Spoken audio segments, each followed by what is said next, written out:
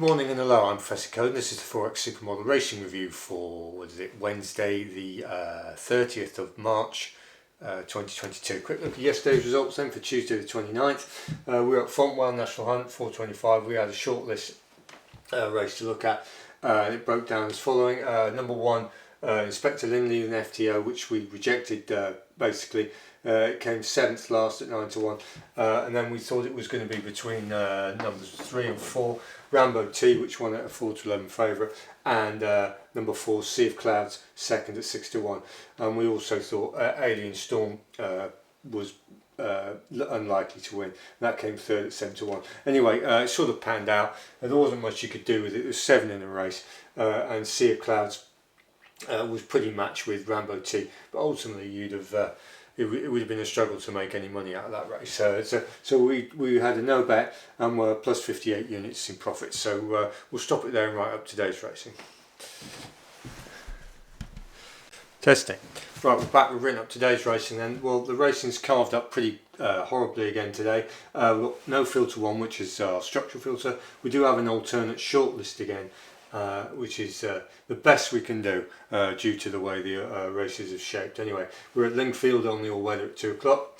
It's novice stake class 5 4-year-old plus 10 furlongs. Basically, there were 5 runners. Number 3 is a non-runner, so we've got 4 in it. And that's quite often a good opportunity for us, but we've had a good look at this anyway. How does it carve up? Well, you've got number 1, which is Al-Azwar, is the 6-5 favourite. Basically,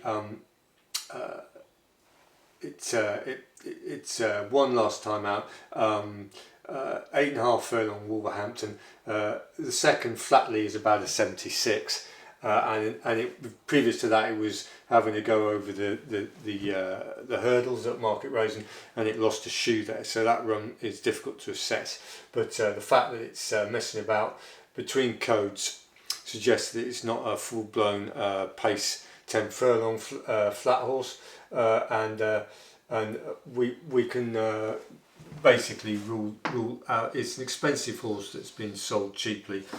It's obviously got issues.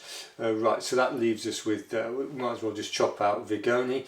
Vigoni we don't think is going to be good enough. That's been it had a good run at Kempton when it as a 3-year-old, and then it was sold, came second there, and then it's not really achieved much since then. It's been sort of threatening to deceive. It's been in and out of a National Hunt code and so on. So we're going to get rid of Vigoni.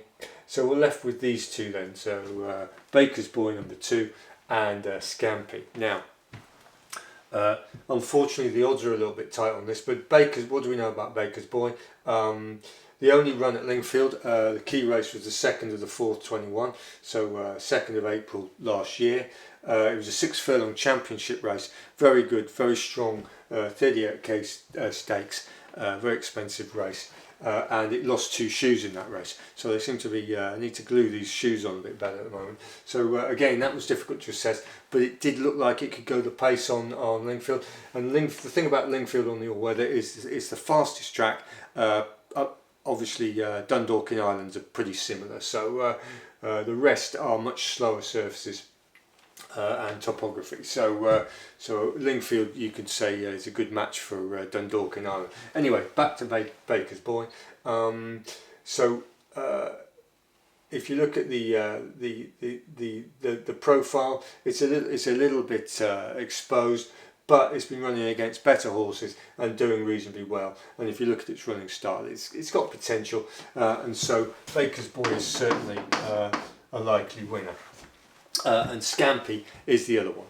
Now Scampi, the key race is the 30th of July, 30th of the 7th last year, 21. Goodwood 1 mile 3. That's obviously turf.